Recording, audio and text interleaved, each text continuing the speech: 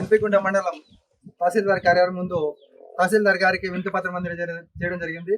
అందులో భాగంగా నూతనంగా ఈ మండలంలో దాదాపుగా 4 పంచాయతీలలో ఏర్పాటు అవుతున్న నూతన సోలార్ వ్యతిరేకంగా ఇక్కడ ఉన్నటువంటి ప్రతి రైతు కుటుంబం తరఫున కూడా ఈరోజు ప్రభుత్వానికి అర్జీ రూపంలో ఇవ్వడం జరిగింది. అదేవిధంగా ఈ నూతన సోలార్ వలన రైతులు అదేవిధంగా రైతు కుటుంబాలు పూర్తిగా చిన్న భిన్నమయ్యే పరిస్థితి ఏర్పడుతుంది. కాబట్టి ప్రభుత్వానికి ఎన్నోసార్లు కూడా వినతి పత్రాల ద్వారా తెలియజేసినప్పటికీ కూడా ప్రభుత్వానికి తెలియకుండా కొంతమంది దళారులు అయితేనేమి, కొంతమంది పారిశ్రామికవేత్తలు అయితేనేమి ప్రభుత్వానికి తెలియకుండా భూమిపై చేస్తున్న పరిస్థితులు ఈ రోజు ఈ యొక్క ప్రాంతంలో కనబడుతుంది.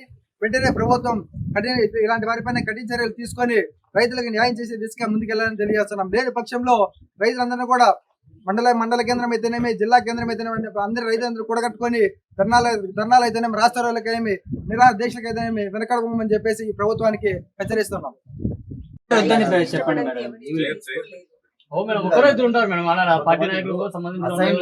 మాది గవర్నమెంట్ ది, ఎప్పటికైనా మేమే జప్తు చేసుకుంటాం. రైట్, మీరు చెప్తాను వాస్తవమే. అసలు మీకు జప్తు చేసుకునే రైట్స్ ఉన్నాయి కాబట్టి మీరు మాట్లాడుతున్నారు. కానీ ఇది ఏళ్ల తరబడి వాళ్ళు రెప్పలు చేసి కండలు దూలాలు చేసుకుని కష్టపడిన రైతులు కూడా వీళ్ళు కొంతమంది ఉంటేనే ఈ సాగులో వాళ్ళు ఉన్నారు కాబట్టి మీరు అసైడ్ ఇచ్చారు, అంతే కదా. ఇప్పటికి 20 సంవత్సరాలు అయింది. యాజ్ ఏ రూల్ ప్రకారం అయితే ఇప్పటికి అది పాత పట్ట అయిపోవాలా. మా కర్మ కాలి పెడవలి ప్రాజెక్ట్ లో అప్పుడు జియో పాస్ చేస్తే కోర్టులో స్టే వేసి ఇప్పుడు మాకు రాలే. లేకపోతే last government Siddareddy sir MLA గారు ఉన్నప్పుడు ఇవ్వాల్సిందే మాకు.